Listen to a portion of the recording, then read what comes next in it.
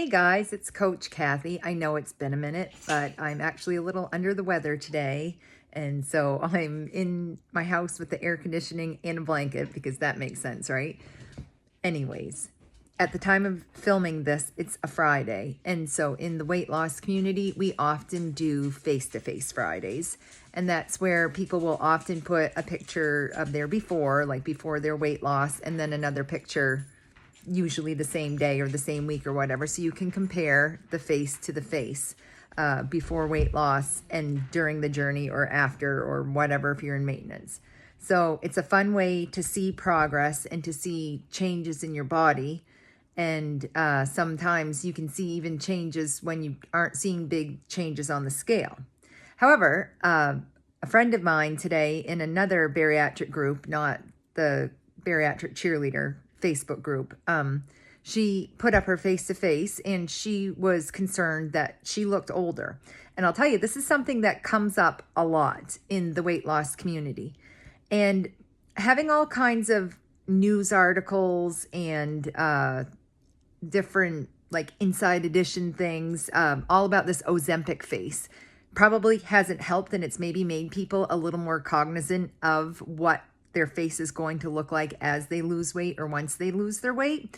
And let's just talk about that a little bit today, because as you remember, yes, I have my Bachelor of Science. Yes, I'm a certified weight loss coach here in Canada, but I'm also now 16-year esthetician. So I know a thing or two about skin.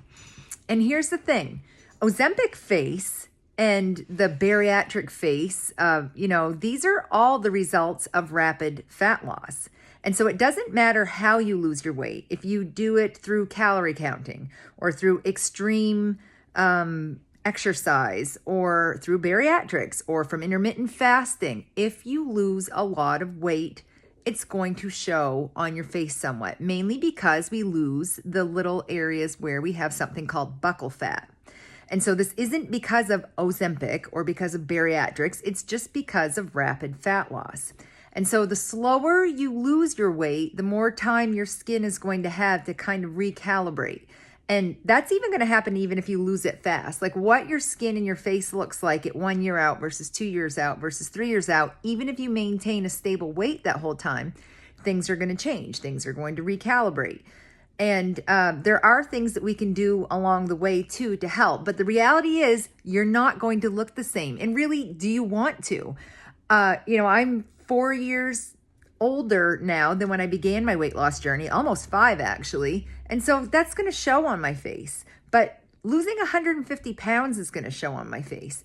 And so some people think I look younger now that I've lost a bunch of weight. And I can see that. But I can also, being an esthetician and just knowing my own face, I can see places that I definitely look older too. And it is because of losing that buccal fat. And it's just part of the journey. And the sooner you can love the skin you're in, the more gentle this process is going to be, because it's rough. And it's not just the skin on our face where things change. You've seen probably some of my previous plastic surgery videos and things, like there is loose skin and in places like underneath your chin and your breasts and your arms and there's your inner thighs. There's just going to be places all over your body. Our skin is like a balloon and it was stretched out, and then as we remove the fat, it's like a balloon that's shriveled up. So there is going to be some wrinkling and some puckering and some dimpling, and it's just part of the journey, and it's okay. But the skin can recover some if you do intermittent fasting. Autophagy will absolutely help with this somewhat too. But other things you can do, let's quickly talk about that. Stay hydrated. For the rest of your life on your weight loss journey, whether you're a bariatric patient or not, you need to stay hydrated. It's so important for your overall health, for your metabolic health, for your skin health. Our skin is our biggest organ that we have in our body. It's not our heart, it's not our lungs, it's actually our skin. So another thing you want to do to help hydrate it is to use some serums. I mean, if you're over 25, even if you're 20, it's never too early to start adding a serum and some specific serums to your facial morning and daily routine. So one that's really great that's a humectant and it's going to help retain moisture and balance moisture in your skin is hyaluronic acid. And you can purchase this from companies that aren't very expensive, like The Ordinary is one that you can get on Amazon. Go see an esthetician. I highly recommend getting a skin specialist in your life via an esthetician or a medical esthetician or a dermatologist. Retinol is another thing, and retinoids or tretinoin. There's a bunch of different rabbit holes you can go down with all of those things, but a cheap, affordable one that you can get right at Walmart.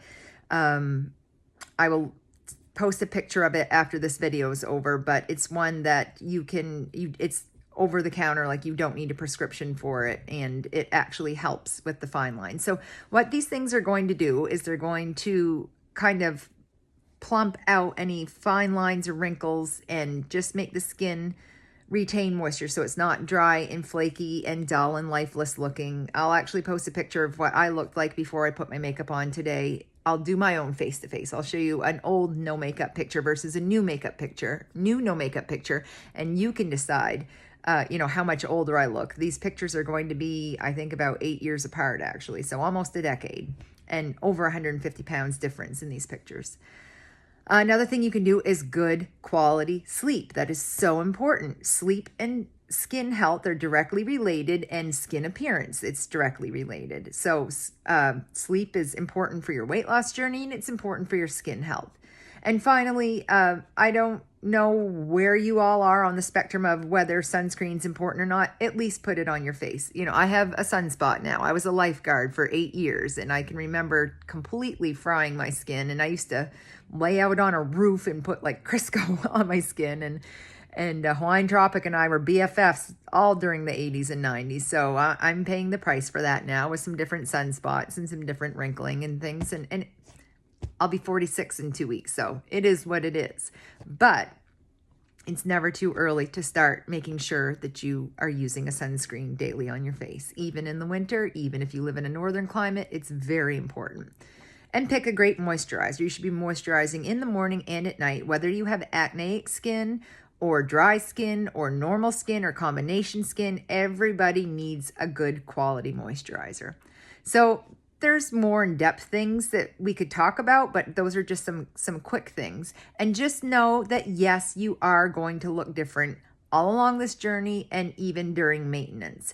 And like I said, the sooner you can just embrace the little spots of loose skin and the parenthesis lines that when you smile, and just know that as you lose some buccal fat, it's definitely going to change the shape of your face, and some fine lines and wrinkles may become more apparent.